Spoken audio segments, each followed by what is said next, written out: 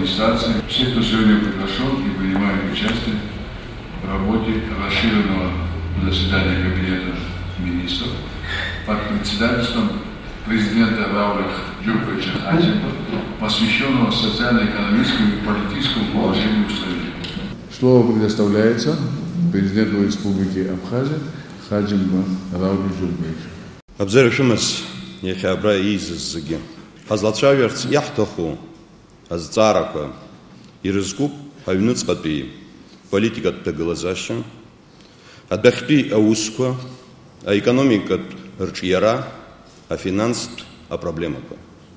И умбар залшун и шуко агунамзарака харги яртны яхойд хазахзаз хазхимзаз юоп яхзамзазки аусква ахай умбар залшун айтакрака рымя шану хвалшахтка штымхзаква Рхопхедзара яцмцакван. Бюджет фымзрыла и шейз хазубартивш ялыйд.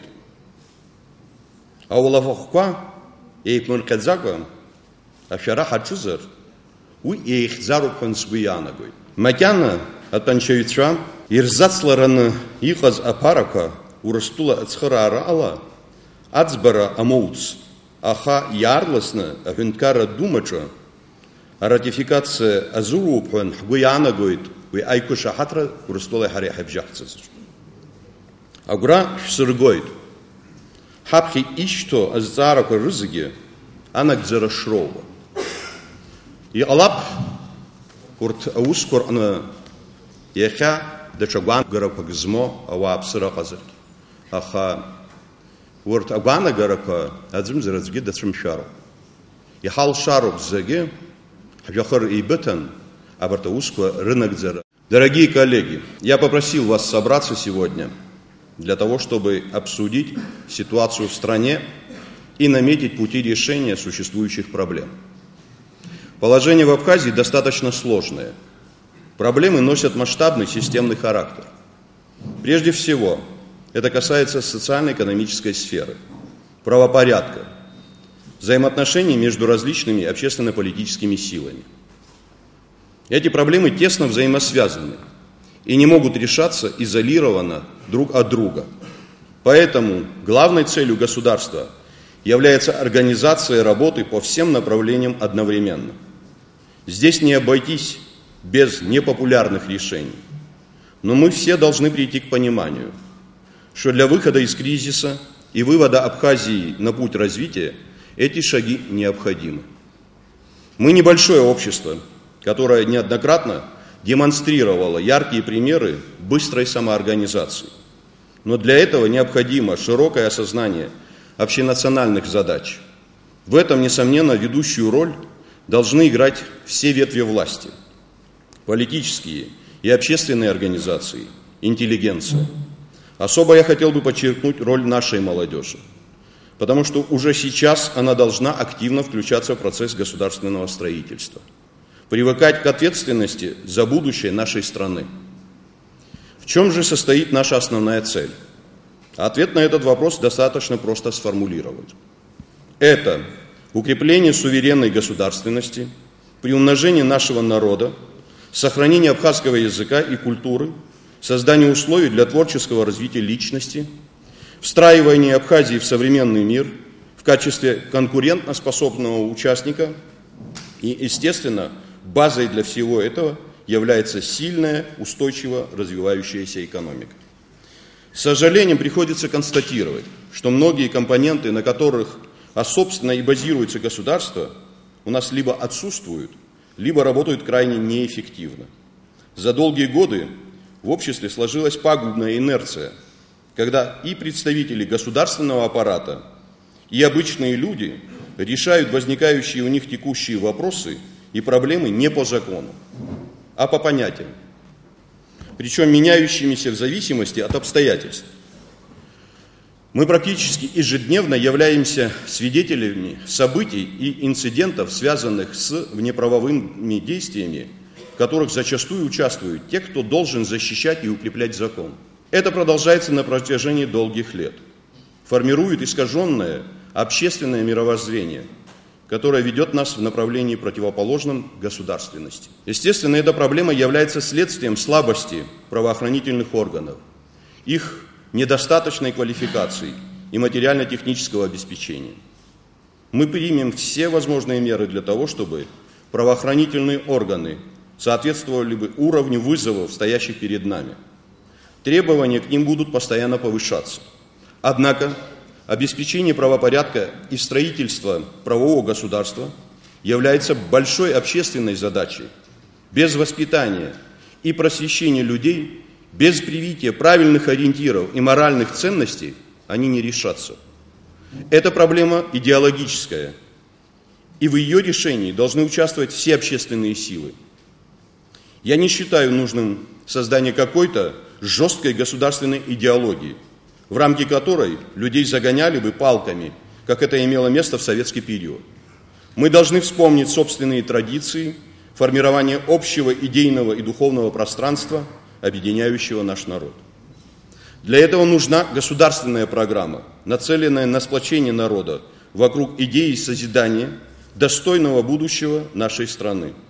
В ее реализации должны участвовать учреждения образования и культуры, государственные средства массовой информации, интернет-ресурсы, различные творческие и профессиональные объединения. Наша деятельность на этом направлении должна носить консолидированный, целенаправленный, осмысленный характер, ведь речь идет о судьбе будущих поколений нашего народа.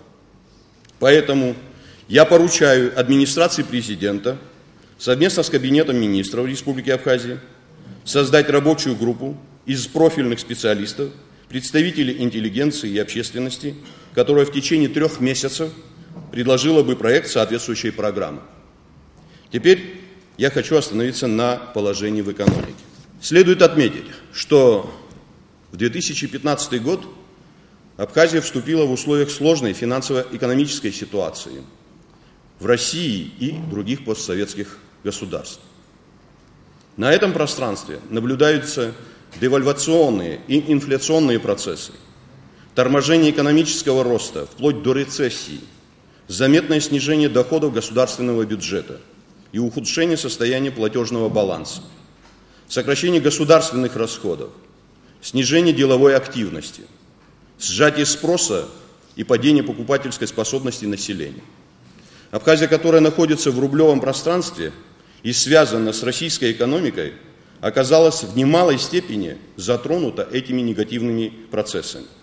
Помимо прочего, в первом полугодии 2015 года общий объем денежных средств, поступивших в Абхазию из Российской Федерации, оказался значительно меньше, чем в 2014 году и особенно, чем в 2013 году. Однако, несмотря на эти непростые условия, нам удалось уже в первом полугодии 2015 года перевыполнить план исполнения государственного бюджета по доходам на 3,5%. Такового не было за все последние годы. При этом рост относительно 2014 года составил 23%, а относительно 2013 года на 10%. Если говорить о рублевой массе, то это 48 миллионов рублей в сравнении с тем планом, который был предусмотрен на первое полугодие. В сравнении с 2014 годом это на 269 миллионов больше, и в сравнении с 2013 годом это на 131 миллионов рублей больше, при том, что в 2013 году в полном объеме шли все финансовые потоки. Обратимся к информации по туристическим отраслям. По состоянию с начала года по 20 июля текущего года количество туристов, посетивших Рицинский заповедник, составило порядка 185 тысяч человек, что превышает аналогичный показатель прошлого года в 2,8 раза. Похожая ситуация и в отношении числа туристов, посетивших Новоафонскую пещеру. По состоянию на 20 июля текущего года оно составило порядка 158 тысяч человек, что почти в 2 раза больше, чем в аналогичный период прошлого года. Обратимся к информации по налоговым поступлениям с этих объектов курортно-туристической инфраструктуры. Эти данные даже красноречивее количественных показателей, которые я озвучил выше. Рицинский национальный парк перечислил бюджет с начала года по 1 июля 2015 года порядка 4 миллионов рублей, что больше аналогичного показателя прошлого года в 8 раз. При этом необходимо учитывать, что Рицинский национальный парк впервые с этого года стал отчислять с каждого проданного билета по 100 рублей в бюджет Гудаутского района. Такая же ситуация и по Новоафонской пещере. 1 июля 2015 года было перечислено налоговых платежей на сумму более 11 миллионов рублей, что больше аналогичного периода прошлого года в 4 раза. Впечатляющие результаты за первое полугодие 2015 года продемонстрировал и Национальный банк Абхазии. Важнейший показатель – операционная прибыль. Рост за первое полугодие 2015 года составил почти 100%. В сравнении с прошлым годом. В 2015 году были достигнуты существенные результаты в развитии национальной платежной системы АПРА. На данный момент резидентам Абхазии выдано 13 500 пластиковых карт. До конца года будет выдано 20 тысяч карт. АПРА. Для сравнения, еще в 2014 году этих карт было выпущено всего 400 штук. Была странная ситуация. Система АПРА была запущена еще в конце 2012 года. В нее были вложены сотни миллионов рублей, но не развивалась эта система. Спрашивается, зачем надо было создавать банковский продукт, если его не развивать? Сегодня мы исправляем эту ситуацию и делаем это очень успешно. Да, есть пока определенные технические сложности в работе этой системы, но они носят временный характер. И в ближайшее время они будут устранены, и она будет максимально удобна для использования нашими гражданами. Впервые за многие годы у нас появилась однозначная положительная тенденция по возврату денежных средств, выданных в виде кредитов банками Абхазии, начиная с 2009 года. Это тот вопрос, который беспокоил и продолжает беспокоить наших граждан. Хочу вам сообщить, на данный момент благодаря мерам, предпринятым в банковской сфере, возвращено кредитов на сумму 311 миллионов рублей. Из них 174 миллиона рублей были проблемными кредитами, почти безнадежными. Это важный и значимый показатель, и этот процесс обязательно продолжится. В этом году мы начали успешно расплачиваться с кредитами, которые были получены нашим государством ранее, а также с внутренним долгом, образовавшимся за последние 2 года. Из 700 миллионов рублей государственного кредита, предоставленного России в целях увеличения капитализации и модернизации Национального банка Абхазии, уже выплачено процентов на сумму свыше 80 миллионов рублей и погашена часть тела кредита на сумму порядка 142 миллиона рублей. Погашение кредита идет по графику и будет завершено в установленные сроки. В этом году мы начали также производить выплаты по телу экспортного кредита, так называемого железнодорожного кредита. Ранее в течение 2 лет выплачивались проценты по этому кредиту. Сегодня мы уже выплатили тело кредита, равную 26 миллионам почти рублям. Начались выплаты по долгу сельским жителям, задействованным в проекте по закладке многолетних насаждений, фруктовых садов, то есть, составляющим около 70 миллионов рублей. По этому долгу, который остался нам в наследство, уже выплачено 20 миллионов рублей. На очереди следующий транш. Несмотря на то, что в страну пока не поступило финансирование, предусмотренное соответствующим абхазо-российским соглашением, мы начали поэтапное финансирование повышения заработных плат за счет собственных средств. Этот процесс поэтапный, но главное, что мы его начали, используя собственные возможности, внутренние резервы, о наличии которых мы неоднократно заявляли.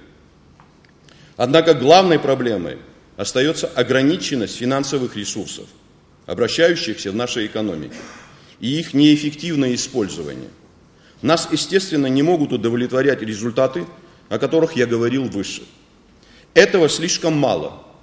Бюджет у нас все время трещит по швам, так как испытывает растущую социальную нагрузку. Несмотря на то, что Абхазия пока мягко говоря, небогатая страна, мы несем очень высокие социальные обязательства. В большинстве своем люди у нас заняты в непроизводственной сфере, имеют очень низкие доходы, а многие вообще не имеют постоянной работы и заработка. И государству приходится решать путем прямой материальной помощи их проблемы. Отсюда бесконечные очереди в кабинеты различных чиновников. Многие проблемы мы просто не в состоянии решить сегодня. Качественное изменение ситуации в социально-экономической сфере может произойти только в результате расширения реального сектора экономики и выведения ее из тени. Для решения этих задач необходима слаженная работа всех органов власти и на всех уровнях. Во-первых, она должна быть направлена на создание широкого класса предпринимателей, а во-вторых, на обеспечение прозрачных, равных условий ведения бизнеса. Но вместе с тем и бизнес, и граждане в целом должны осознать, что от того, насколько они добросовестно платят налоги, напрямую зависит перспектива развития государства. Для этого нужна большая разъяснительная работа и неукоснительное соблюдение законодательства. Закон должен быть превыше всего. У нас наблюдается очевидный дисбаланс и в развитии районов. Если в западной части Абхазии в результате роста туристического потока население имеет возможности для заработка, то в Восточной Абхазии ситуация крайне тяжелая. Это приводит к внутренним миграционным процессам, оттоку населения из депрессивных районов в относительно более благополучные. Мы стоим перед реальной плачевной перспективой запустения значительной части территории страны. Это прямая угроза нашей национальной безопасности. В Восточной Абхазии необходима диверсификация экономики. Очевидно, что она не может развиваться только как аграрный район. Здесь нужно закладывать основательный фундамент для развития туристско-рекреационной сферы и производства. Для этого есть и великолепные природные данные, и значительное количество достопримечательностей. Но нет инвестиций и необходимой инфраструктуры. К сожалению, приходится констатировать, что авторитет нашей страны для инвестиций был за последние годы сильно подорван. Негативный информационный фон в этой области преодолеть непросто. Этого можно добиться только делами, поддержанными соответствующей информационной кампанией. Как вы знаете, в последние месяцы руководство Абхазии активно налаживает связи с различными регионами России. Нами были проведены встречи с потенциальными инвесторами, в том числе такими крупными, как Росгосстрах. Изучен опыт создания инвестиционных площадок, который в значительной мере может быть применен и у нас. Мы должны создать благоприятные условия для их работы в нашей стране. Мы хотим направить серьезные инвестиционные потоки в развитие туризма и аграрного сектора. Считаю необходимым выделить участки земли на побережье в Гулрыбском и Ачамчирском районах под строительство туристических объектов иностранными инвесторами на правах долгосрочной аренды с обязательным условием обеспечения работой местного населения. Кроме того, есть серьезный интерес к поставкам нашей сельхозпродукции в различные регионы России. Причем есть готовность не только закупать, но и инвестировать в производство этой продукции. Недавно нами были запущены программы кредитования малого бизнеса, на что было выделено 200 миллионов рублей. Это небольшие деньги, но это только начало процесса. Мы рассчитываем, что нам удастся получить еще порядка 400 миллионов рублей в течение 3 лет на развитие реального сектора экономики за счет перераспределения средств, заложенных в инвестпрограмме. Об этом мы говорили с президентом России Путиным.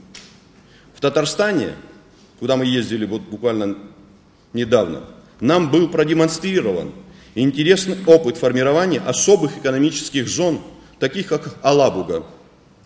Помимо земельных участков, предоставляемых по достаточно низкой цене, инвестор получает доступ к полностью подготовленной инженерной инфраструктуре. К границам участков подводятся электричество, дороги, водопровод и другие инженерные коммуникации. Аналогичную идею предлагало наше Министерство экономики в качестве проекта инвестпрограммы в рамках российской помощи. Однако она не нашла поддержки наших российских партнеров, так как инвестпрограмма изначально была нацелена на социальную инфраструктуру, а не на поддержку бизнеса. Поэтому нам необходимо решать эти задачи за счет других ресурсов, которые еще предстоит найти. Нам необходимо продумать правовые механизмы, которые позволят нарастить инвестиционную активность. Возрождение сельского хозяйства для нас является не только экономической, но и демографической и политической задачей. Я уверен, что нет необходимости разъяснять данный вопрос. Это прекрасно все понимают. Значительную долю ресурсов и инвестиций мы будем направлять на развитие этого сектора экономики. В одночасье всех проблем не решить, но шаги в этом направлении уже предпринимаются. Теперь хочу остановиться на некоторых внутриполитических вопросах. Меня часто упрекают в том, что я инициирую открытое обсуждение важных тем, в частности, темы готовящихся российско-абхазских соглашений по информационно-координационному центру и объединенной группировке войск России и Абхазии. Да, мы свою работу ведем открыто, не скрывая своей позиции ни от парламента, ни от народа. Однако даже это служит поводом для упрека в мой адрес. Хочу напомнить, что мы имеем массу примеров того, как в прошлом готовились и подписывались документы, не в полной мере соответствовавшие интересам Абхазии. Достаточно вспомнить железнодорожный кредит, который висит тяжелым грузом на шее государства.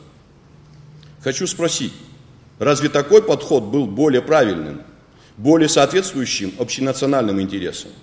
Если бы тогда работали бы открыто, то наверняка не было бы тех проблем, которые возникают как внутри Абхазии, так и во взаимоотношениях с Россией.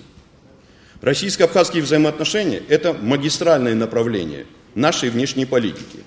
И мы будем твердо придерживаться духу и букве договора о союзничестве и стратегическом партнерстве, другим ранее заключенным соглашением. Я считаю неприемлемым и безответственным, когда кто-то пытается заниматься спекуляциями и политиканством на этом важнейшем для будущего нашего народа вопросе. Людей сознательно будоражат слухами о том, что якобы в Абхазию хотят направить 400 полицейских для наведения правопорядка. А иногда говорят и того более. Хочу подчеркнуть, что в таком ключе никто выстраивать отношения не собирается. Это не нужно ни нам, ни России. Никто, кроме нас самих, порядок в Абхазии не наведет. Российская сторона готова оказать нам методологическую и материально-техническую помощь в этом вопросе. В информационно-координационном центре, как предполагается, будет работать порядка 40-50 человек. Причем половина из них будут представителями абхазских правоохранительных органов. Мы выстраиваем с Россией сотрудничество в этой области на равноправной основе, по модели, которая используется и другими государствами. То же самое могу сказать относительно других сегментов договора. Отдельно хочу остановиться на активно обсуждаемой теме добычи нефти на территории Абхазии. Моя позиция по этому вопросу хорошо известна, и она не претерпела изменений. Чтобы снять всякого рода опасения, прошу парламент на ближайшем заседании сессии рассмотреть возможность создания комиссии по всестороннему изучению вопросов, связанных с заключением договоров на разведку и добычу углеводородов. Я четко осознаю, что для решения стоящих перед государством проблем необходимы стабильность и созидательный настрой в обществе. Не случайно, что при подборе кадров мы не исходили из пагубного принципа «свой-чужой». Если при назначении на должность мы будем руководствоваться электоральными предпочтениями кандидата, то при нашем ограниченном кадровом потенциале мы вряд ли сможем создать работоспособную команду. Тем же, кто вопреки фактам пытается преподнести ситуацию таким образом, как будто бы была проведена некая зачистка по политическим принципам, хочу посоветовать внимательнее изучить состав действующих органов власти. У нас уже был печальный опыт тотальных зачисток после выборов 2004 года. Мы о нем помним и повторять не собираемся. Считаю, что Абхазии нужна политическая конкуренция, главными игроками которой являются политические партии и независимые СМИ. В стране обязательно нужна оппозиция. Чем выше качество оппозиции, тем выше качество власти и наоборот. У нас много актуальных вопросов общенационального масштаба, которые мы должны решать вместе, несмотря на различия политических взглядов. Наша команда нацелена на тесное взаимодействие со всеми общественными силами страны Я недавно провел ряд встреч с лидерами политических и общественных организаций, в ходе которых мною была предложена идея создания политического консультативного совета при президенте. Сейчас мы ждем предложения от коллег по механизмам его работы. На этой и на других площадках мы должны вырабатывать общие подходы к решению значимых для народа проблем. Нам нужно переходить от практики конфронтационной пропаганды, направленной друг против друга, к конструктивным формам сотрудничества.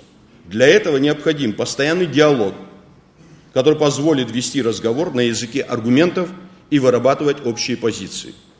Мы приступили к конституционной реформе, главная цель которой, на мой взгляд, заключается в создании правовых условий развития и роста нашей политической системы.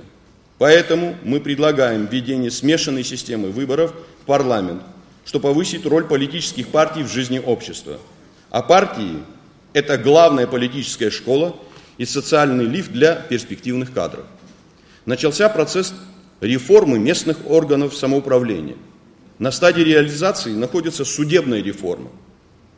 Все эти вопросы решаются открыто, с участием различных политических сил и общественности. Для того, чтобы изменить ситуацию в стране, нам прежде всего нужно измениться самим. Нам нужно настроиться на созидание. В непрекращающейся борьбе друг с другом победителей не будет. Проиграет весь народ.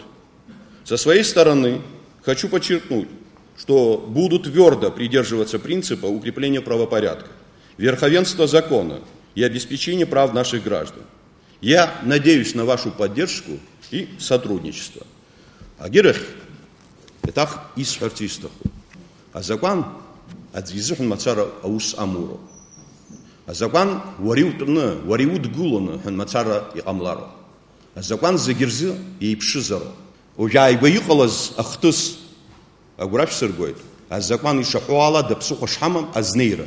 Агирах акуршукса хазлачаджо царака и сахавойт абри яакум закон идерджот арах авинткара ярахата иханацазхан агади адзамхан.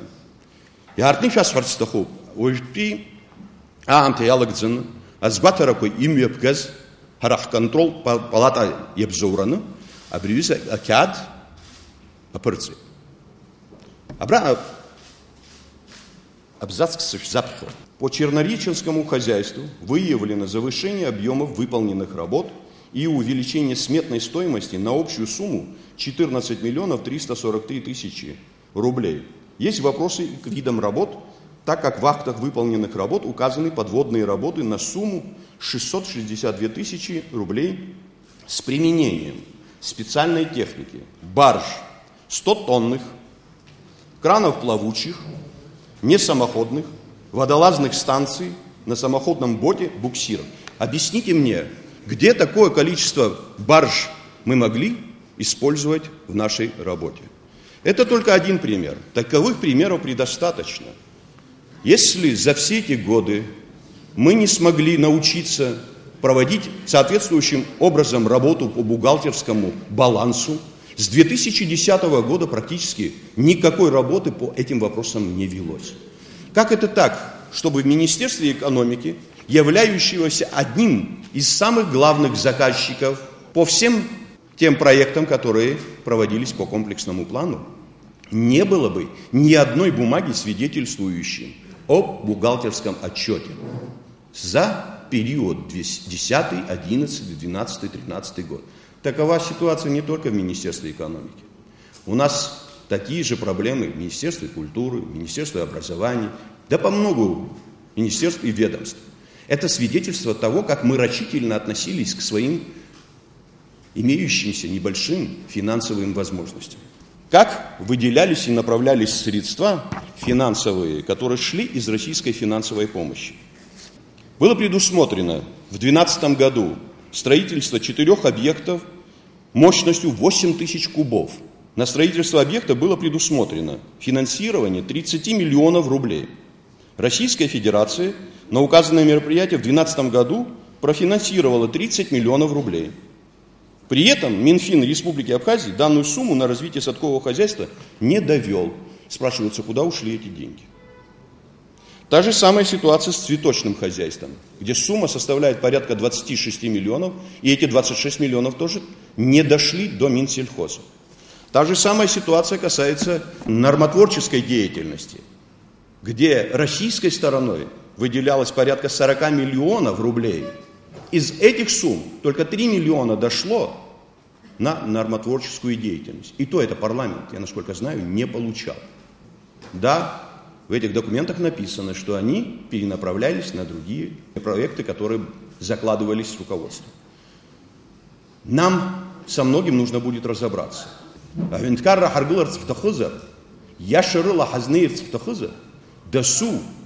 Дасу, идырва зароб, азакан апхишгулу.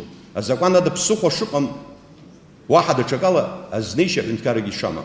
Экономики в целом, зависящие от внешних факторов, здесь Рауль Джункович сказал, то, что от нас не зависит и не находится вне зоны нашей юрисдикции, вне зоны нашей экономической политики, на это мы повлиять не можем, мы только можем подстраиваться, искать пути для того, чтобы максимально сохранить свои позиции. Есть и положительные тенденции, которые на этом фоне можно отметить. Это то, что связано, как вы знаете, со скачком доллара и евро.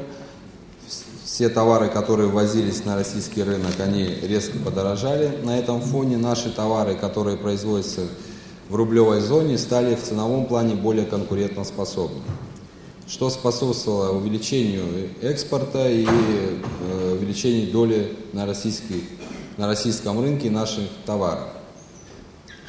И что отрадно отметить, в структуре экспорта появляются новые товары, нетрадиционные товары, как это было раньше, и новые игроки. Также это резкий скачок отразился положительно и на туристическом секторе. Как вы знаете, наплыв туристов, это все видят, это невозможно не заметить. Но переходя от внешних факторов, вот, к большому сожалению, нам задачи по реформированию экономики приходится решать в очень сложных условиях, связанных не только с эластичными последствиями внешних факторов, а в большей степени со структурными проблемами нашей экономики, возникшими как следствие крайне неэффективной политики, экономической политики последних лет. Это как раз те внутренние сдерживающие обстоятельства, которые накапливались из года в год. Ну, здесь Рауль Джункович сказал, я более подробно остановлюсь. Это в первую очередь внешний долг республики и внутренний долг, который больше доходной части бюджета республики, формирующейся за счет собственных средств. Это порядка 13% валового внутреннего продукта. Речь идет в первую очередь о железнодорожном кредите, как Рауль Джункович сказал, который мы начали уже тело погашать в этом году. В следующем году мы значительную сумму должны будем погасить. Если на нем остановиться, экономическая модель этого кредита и экономическое обоснование, как показала практика, оказались крайне непродуманными. Вот несколько цифр приведу. Было заявлено, что этот кредит необходим нам для того, чтобы использовать железную дорогу, для эксплуатировать ее и поставлять инертные материалы на Сочинскую Олимпиаду, как вы помните. За тот период Абхазия поставила на российский рынок всего 3 миллиона с лишним тонн инертных материалов. Железная дорога Абхазии заработала 31,5 миллионов рублей всего. В виде таможенной пошлины бюджет на тот период получил 15,7 миллионов рублей. То есть суммы несоизмеримы, понимаете, да, где 2 миллиарда, где там 50 с лишним миллионов. Если, несмотря на такие существенные инвестиции, сегодня средняя скорость по железной дороге составляет порядка 40 километров, а на некоторых участках 18-20 километров. Она эксплуатируется всего на 10%. Больше по техническим причинам она эксплуатироваться не может. Как вы знаете, сейчас мы переговоры ведем с российской стороной о списании или реструктуризации этого долга. За последний период нам удалось высвободить 200 миллионов. С августа, вот сейчас буквально со следующей недели, эти деньги уже будут выдаваться в виде льготных кредитов малому и среднему бизнесу. Дальше вы знаете, что долги перед строителями порядка 700 миллионов. Почему порядка? Потому что точную сумму мы не определили. Сейчас мы ведем аудит дебиторской и кредиторской задолженности всех госзаказчиков и всех госпредприятий и строительных организаций. Почему? Потому что там есть работы и строительные объекты, которые не числятся ни в расходной части бюджетов того периода, ни в комплексном плане, ни в инвестиционной программе. То есть невозможно отследить эти деньги, очень тяжело. Но уже по распоряжению президента создана рабочая группа, и мы в ближайшее время уже выведем окончательную сумму. Долги перед крестьянами в рамках программы насаждения многолетних растений, вы знаете, президент об этом сказал, уже пошли первые выплаты. Если говорить о собственных доходах, мы имеем ситуацию, когда бюджет нашей страны в течение последних лет состоит как минимум на 2/3 из внешней финансовой помощи. И что странно, доходная часть бюджета за счет собственных средств, которые формируются, она осталась практически на том же уровне, а ВВП за этот период увеличился на 32,6%, что само по себе невозможно. Сейчас, как вы знаете, правительство интенсивно работает над формированием бюджета на 2016 год. Уже за 1 год мы рассчитываем на заметное увеличение собственной части дохода. 15 июля, как вы знаете, утвержден индикативный план социально-экономического развития на 2016 год. Для сравнения, прошлые индикативные планы традиционно утверждались в сентябре. То есть в этом году по поручению президента мы ускорили эти процессы. Если говорить о банковской сфере, то мы видим, что общие показатели кредитных организаций за последние годы выражены существенными убытками, а суммы просроченной задолженности исчисляются сотнями миллионов. И здесь правительство совместно с Национальным банком ведет интенсивную работу. Хочу вас проинформировать, здесь Рауль Джунович тоже об этом сказал, все кредиты, которые были выданы за последний год, исправно обслуживаются. Это говорит о том, что если выстраивать прозрачные, понятные механизмы кредитования, наши заемщики способны и готовы выполнять свои заемные обязательства. Говоря о прибыльности предприятий в экономике в целом, мы вынуждены констатировать, что за последние годы разница между дебиторской и кредиторской задолженностью на предприятиях и организациях во всех отраслях составила 2,2 миллиарда рублей. А число убыточных предприятий практически на 10% больше, чем прибыль. В особенности это касается государственного сектора. Здесь президентом поставлена жесткая задача провести мониторинг эффективности использования государственной собственности в хозяйственных целях. Министерство экономики обратилось в контрольную палату Республики Абхазия с просьбой провести контрольные мероприятия, подведомственных нашему министерству, предприятий и организаций на предмет законности и эффективности использования государственного имущества.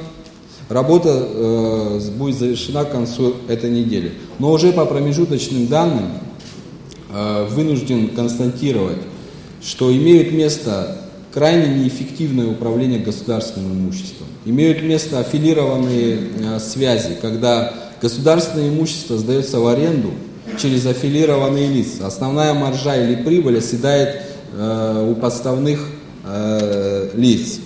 Раздуты штаты. Раздутые оклады, когда из года в год эти предприятия демонстрируют убыток, средняя зарплата в некоторых организациях 45-50 тысяч рублей. Здесь мы будем занимать очень жесткую позицию, вплоть до персональной ответственности руководителей этих предприятий. И уже к следующему году рассчитываем существенно увеличить эффективность. Потому что мы не имеем никакого права требовать от частного бизнеса исполнения каких-то налоговых или других социальных обязательств, когда у нас госсектор используется крайне неэффективно. Внешнеэкономическая деятельность. Мы имеем ситуацию, когда отрицательное сальдо внешнеторгового баланса выше 14 миллиардов рублей. То есть на 1 рубль экспорта приходится свыше 6 рублей импорта. Для нас это очень чувствительный показатель, потому что, как вы знаете, мы страна, которая использует валюту другой страны, а в таких случаях основным источником формирования денежной массы это положительное сальдо платежного баланса. Вот в этом году уже наметилась наметился определенный тренд, который внушает оптимизм. У нас доля экспорта в товарообороте увеличилась с 13 до 24%. Здесь мы интенсифицировали процессы, направленные на импортозамещение и поддержку экспортоориентированных предприятий. К сожалению, на данном этапе возможности государства не так велики, но мы делаем все, что можем. Как вы знаете, только по программе кредитования через инвестиционное агентство, я говорю сейчас о 1 миллиарде 200 миллионах рублей, рабочей группой при Министерстве экономики поддерживаются именно проекты, направленные на импортозамещение и экспорт. Кстати говоря, указанной рабочей группе и этой программе нами обеспечена беспрецедентная прозрачность всех процессов отбора. Все проекты, как вы знаете, публикуются в средствах массовой информации, что не делалось никогда. Все это касается текущих проблем и решения текущих задач. Что касается среднесрочной перспективы, мы будем направлять свои усилия в первую очередь на поддержку тех институтов, которые наиболее гибкие и могут принести нам значительный экономический и социальный эффект. Это в первую очередь поддержка малого и среднего бизнеса и поддержка экспортных направлений, инвестиции в реальный сектор, реформа налогового законодательства, реформа сбора и анализа статистической информации. Речь идет в первую очередь о банковской, налоговой и таможенной статистике. В перспективе мы должны получить единый центр сбора и обработки всей финансовой и экономической информации, что позволит нам существенно повысить эффективность налогового и таможенного администрирования, даст нам возможность для более качественного анализа и прогнозирования. Как показывает практика последних периодов, нам необходимо опираться исключительно на наши собственные силы. Необходимо выстраивать механизмы, направленные на укрепление нашей экономики, что позволит нам получить самодостаточную в экономическом плане страну. А возникающие дополнительные возможности в виде внешней финансовой помощи должны быть использованы в качестве поддержки национальной экономики и национального курса. Абхазия небольшое государство, и мы уверены, что преобразования, которые мы сейчас проводим, помогут нам в кратчайшие сроки построить сильную, прозрачную и эффективную экономику. Уважаемый Рауль Джункович, уважаемые коллеги, сограждане, рада вас приветствовать. Нужно сказать, что условия, в которых сегодня правительство ведет свою работу, являются непростыми. Но, несмотря ни на что, наши ориентиры направлены на выявление существующих проблем. По мере возможностей, сил мы их пытаемся сегодня решать. И сегодня мы строим планы на будущее. В бюджете на 2015 год по сравнению с бюджетом на 2014 год заложено увеличение собственных доходов на 6,5%, что в денежном эквиваленте составляет 215,5 миллионов рублей. Собственные доходы бюджета 2015 года составляют 3,4 миллиарда рублей. За первое полугодие 2015 года плановые показатели выполняются с превышением. Общий объем поступлений по собственным доходам составляет 1 миллиард 430 миллионов рублей. И это на 47,5 миллионов больше, чем заложенные плановые показатели. По сравнению с прошлыми периодами наметилась тенденция на возрастание сборов собственных налогов. И это несмотря на то, что с 1 января 2015 года, как вы знаете, вступило соглашение между Российской Федерацией и Республикой Абхазия о режиме торговли товарами.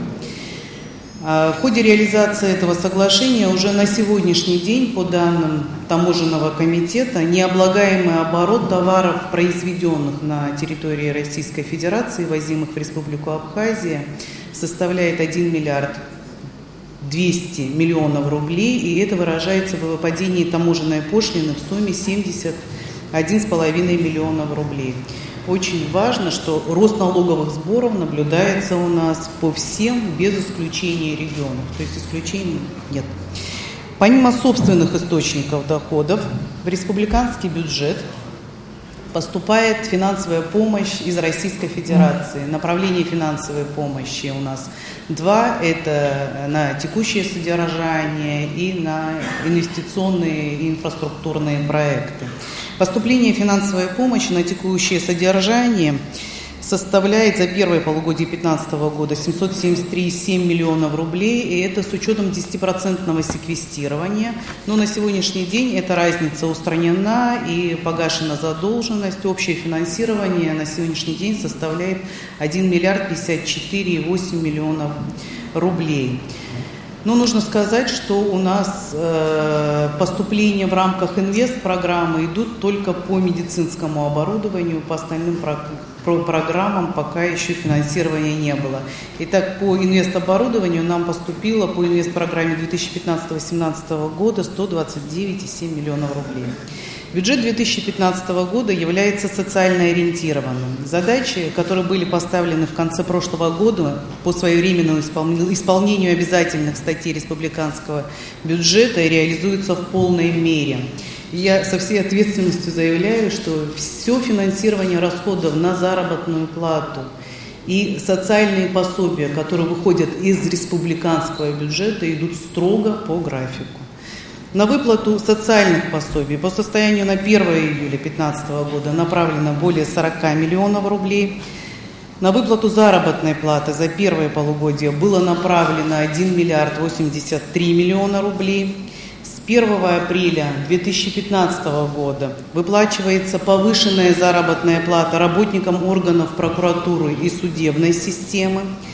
Кроме того, повышенная заработная плата выплачивается основным категориям работникам бюджетной сферы, врачам, учителям, работникам культуры в городе Сухум, Гагрском районе, Гудаутском районе.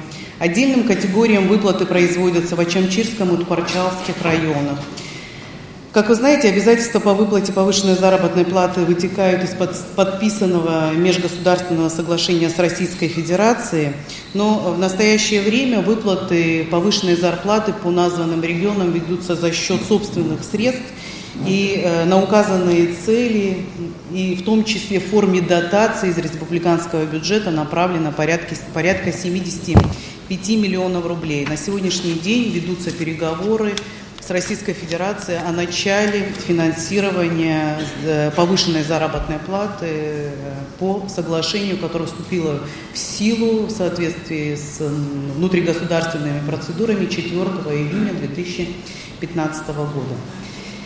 Министерством финансов совместно с Национальным банком проделана большая работа по обеспечению выплаты пенсий гражданам Республики Абхазия. Ежемесячно в пенсионный фонд направляется от 40 до 50 миллионов рублей на выплату пенсий с последующим восстановлением этих средств.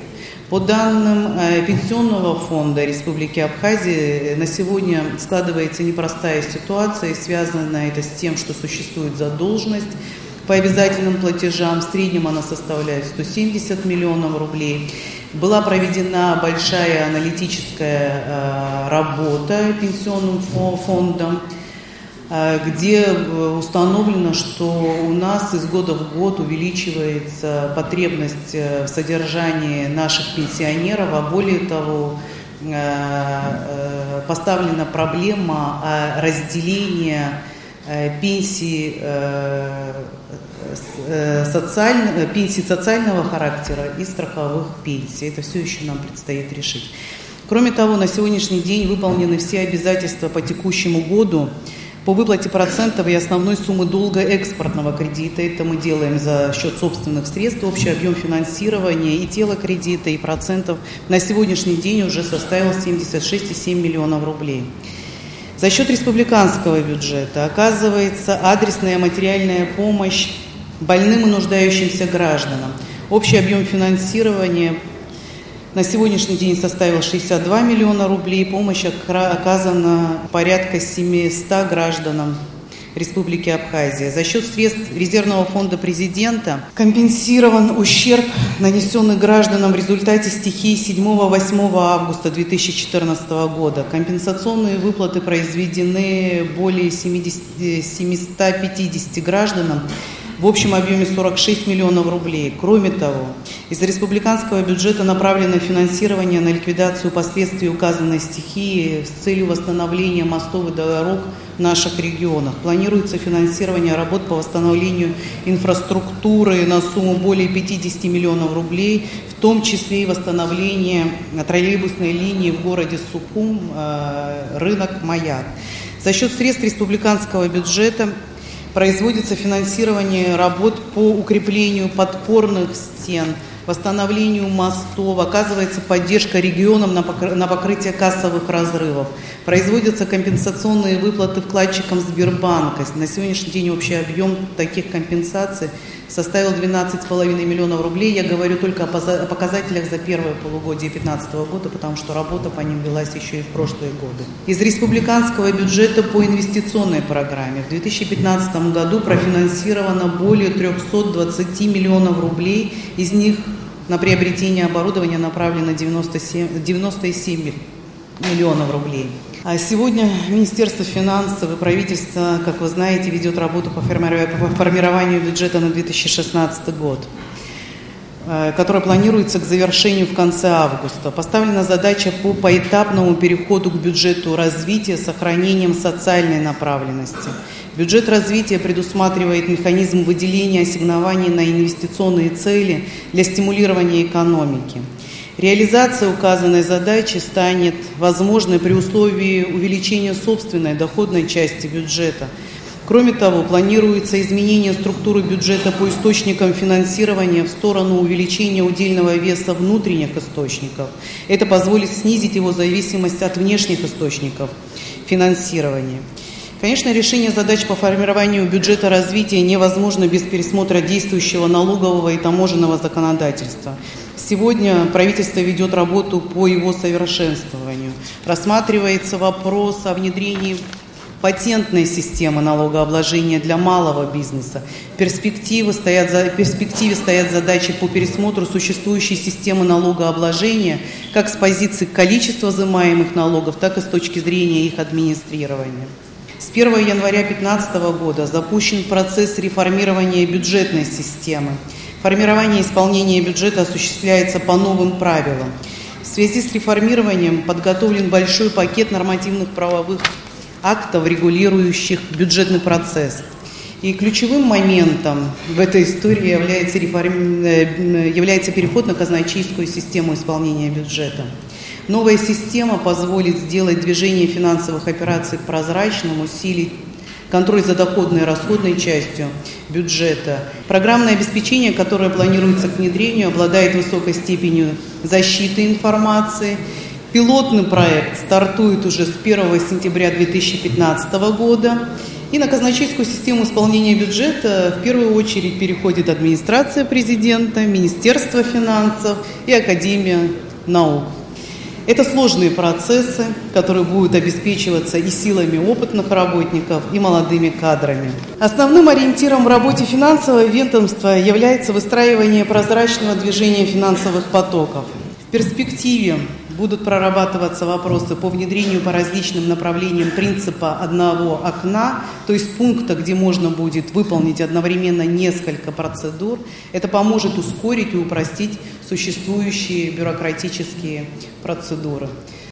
К примеру, я начну с главного. Здесь было высказано, еще раз скажу. У нас с вами совокупный объем выручки, по-разному, можно валовой выручки, составляет примерно 70 чем-то миллионов. На самом деле наш бюджет составляет, собственно, бюджет составляет 3,5, примерно, 3,4 миллиарда рублей. Если хорошо посчитать, получится, что это меньше 5%. Ни в одном государстве такого нет. Во всех государствах это составляет примерно 20%. А у нас даже, примерно 5%. Легко себе представить, если эта цифра у нас может вырасти до 10%. Это реальная, и весь анализ показывает, что на самом деле достичь эту цифру не так сложно. Причем налоги не увеличиваются, а перераспределяются немножко. У нас достаточно много людей, которые не платят ни пошлины, ни налоги. Я приведу вам пример. В прошлом году из Абхазии было вывезено 36 тысяч тонн мандаринов. Вопрос, сколько, думаете, вошло в казну в качестве налоговых платежей? 2 миллиона рублей.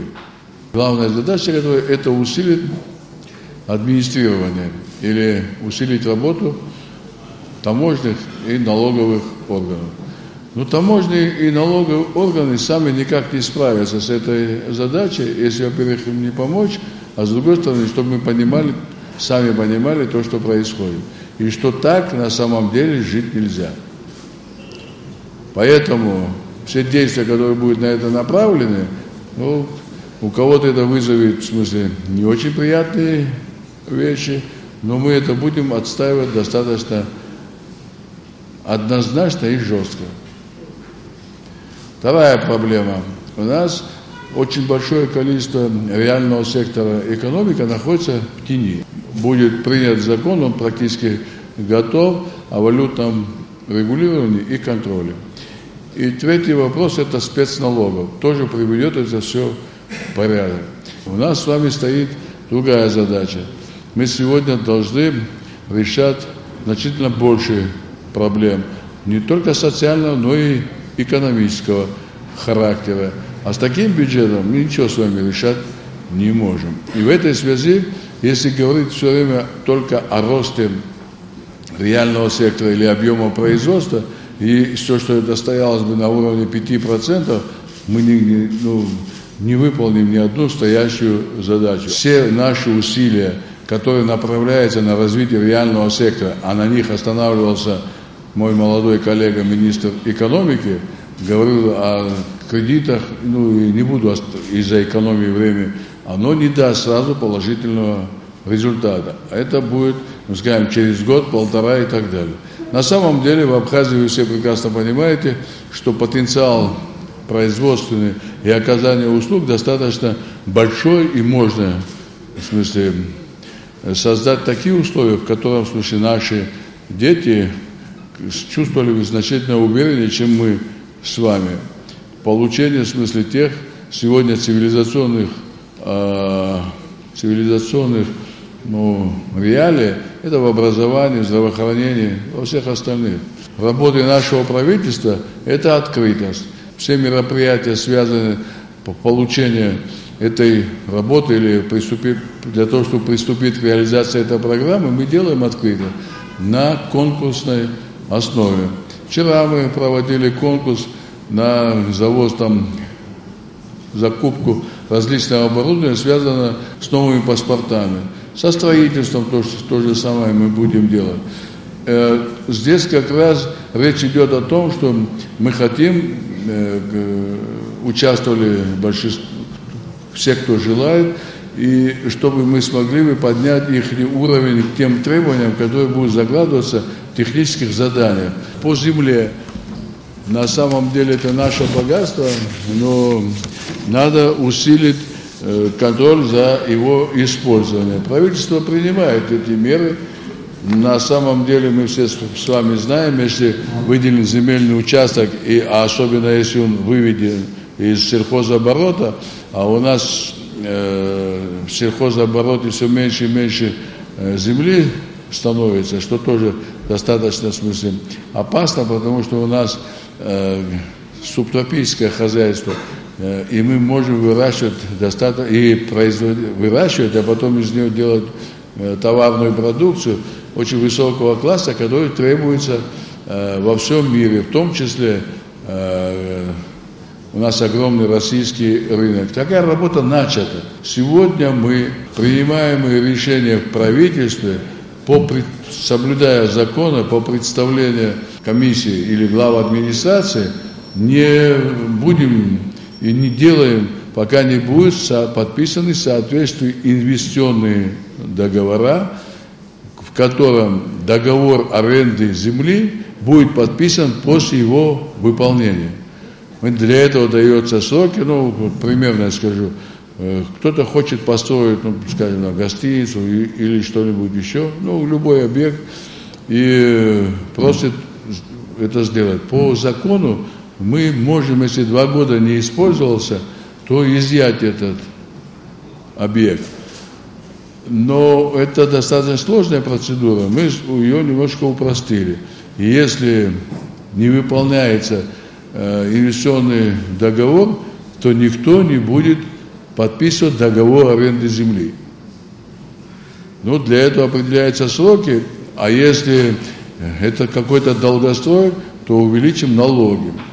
Еще один вопрос, который у меня возникает, я хотел бы обратить внимание глав городов, районов и председателей собраний, это те активы, которые у нас сегодня взяты, выкуплены, но с ними никто ничего не делает. Так нельзя. У нас город, на самом деле, наши города и поселки такими объектами, застроены. Надо к ним принимать меры. Какая просьба парламентария?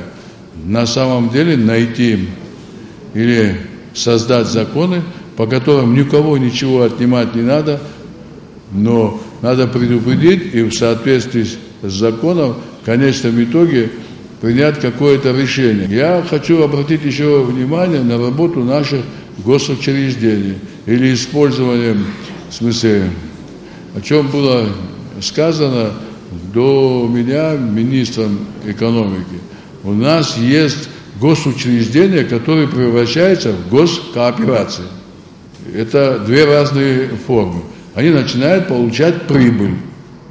Но не может, в смысле, это другая форма. Это прибыль, в смысле, причем очень трудно проверить, потому что это вот для того, чтобы она превращалась в корпорацию, принято очень много законодательных актов. Любая проверка упирается в принятый закон. Мы с этим тоже будем бороться. Особенно это распространено в связи и в транспорте. Так нельзя это делать. Транспорт и связь у нас с вами нерентабельны.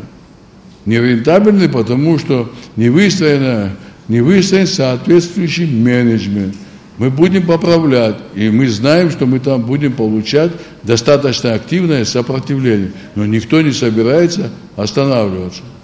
Мы хотим, чтобы в нашей стране люди работали, зарабатывали деньги, не воровали, а зарабатывали деньги. И если зарабатывать, и будет работать нормальная система, она значительно больше, чем украсть. Мы изучили всю ситуацию в стране, и на самом деле сегодняшнее правительство знает, как действовать. И все нападки о том, что мы не знаем действовать, мы не принимаем. Мы готовы в любом месте, в любое время это обсуждать и говорить. А отдельные недостатки в работе превращать в тенденции, это нечестно. Реально у нас есть еще резервы, и резервы очень серьезные. Просто эти резервы длительное время ложились в карманы отдельно взятых сотрудников, тех или других, или повыше стоящих чиновников. Этого не должно иметь места. Везде должна быть слаженная работа, которая соответствует нашему законодательству. Я думаю, что нужны реальные подходы не только путем администрирования этих направлений деятельности, но и нужна работа, соответствующая в парламенте. Нам нужны законодательные основы, которые будут регулировать эти вопросы. Это вопросы, касающиеся налогового законодательства. Те количественные параметры налогов, которые сегодня есть, они не приносят никаких реальных нам положительных результатов. Нам их количество должны сминимизировать. Они должны быть понятны. Люди должны знать, куда и каким образом обращаться за оплатой причитающихся налогов. Поэтому я просил бы, что касается работы по вопросам налогового законодательства, вопросам, связанных с работой по недвижимости. Мы многое говорим, но ничего за все это время не сделали. Многие проекты законов так и лежат в парламенте, не получив никакого продвижения. Я открыто говорю и еще раз повторяю. Недвижимость, которую мы тут лелеем и говорим о том, что мы не должны ее продавать, продается по сей день. Продается незаконным образом. При этом государство ничего от этого не получает. Поэтому вопрос недвижимости будет стоять очень серьезно. Кому-то, может, это действительно не нравится, кто-то на этой волне пытается создать некие патриотические, как говорится, дивиденды для себя, но это не самый верный подход. Поэтому вопросы недвижимости, я просил бы и парламент нам вместе решить эту задачу следует в ближайшее время. Вопросы, связанные со схемами налогообложения, о которых мы с вами говорили тоже. Здесь дальше просто ждать уже невозможно. То, что происходит на сегодняшний день, сокрытие определенных и значительных сумм под так называемые спецналоги, и какая форма взаимодействия между налоговиками и этими структурами, она известна уже давно. Поэтому хотел бы, чтобы здесь все эти вопросы были бы сняты. Я думаю, что и парламент, и кабинет министров, в целом вся исполнительная власть должны быть нацелены на то, чтобы снять все эти проблемы, в первую очередь для людей работающих. Должны быть понятные прозрачные схемы. Тогда вопросы наполнения бюджета будут совершенно по-другому производиться. Поэтому просил бы, вот после всего сегодняшнего объема выступлений, администрации президента, кабинету министров проработать план мероприятий, основных мероприятий, которые были здесь озвучены, и в кратчайшие сроки начать процесс их реализации. Все то, о чем мы с вами здесь говорили. Дальше ждать просто невозможно. Следующий год будет еще более напряженным. Мы поставили перед собой задачу увеличения бюджетных показателей. Мы должны быть независимым государством не на словах, а на деле. Наша экономика должна быть самодостаточной. И ресурсов у нас хватает, если мы правильно их направим. Поэтому я просил бы в этом вопросе всем включить свои возможности и содействовать процессу реализации этих программ. Штаглазаща, загирле и пштопе и кушию обханхартипш усха, аха, ацгигуянам гад, амья хацхоркена, да чаджирах дукурцотхон. Уеза таглазаща, ацгизацарндац. Ехей хамо, хара яшарыла хазнеует ханхгузто, аускурча, адгларатаху. Еха и хагурацо, еха Абхан санцажуч зачаскает. Иқоп аздарако ехи узымыцбо. Иқоп ирласны юуцбаша. Аха психо хамадзам. Шерехари хайдгылан ойцас аусы яйцахамур. Оппозиция аниqogi, ахинкар аниqogi, рызыки ирдырва зеро. Хазхаза амьоко алх нахчынаххыр. Они ацохтанпи атыпа ана. Харги хазнейдзум. Оппозиция гзнейдзум. Хайзай бахаларо. Уяда психо хамадзам. Абрезухан захинджара усуту, авархан зинагату, айдгыла рашатаху.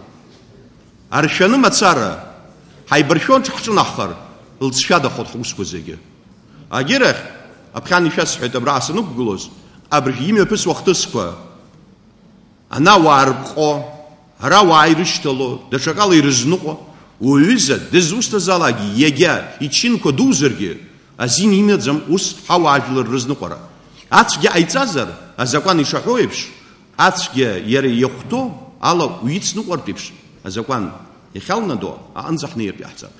Енахтахалак, ишахтоху хазнуқортсхалаго. Хадахтупхан сгуянаго, нас псуац асла хайзнепин, харналапхан хазлагоко усква, а хинткар закон ере екшедзом. Убрезухан сфюхот. Закон ада сухошу амшдурвазыги.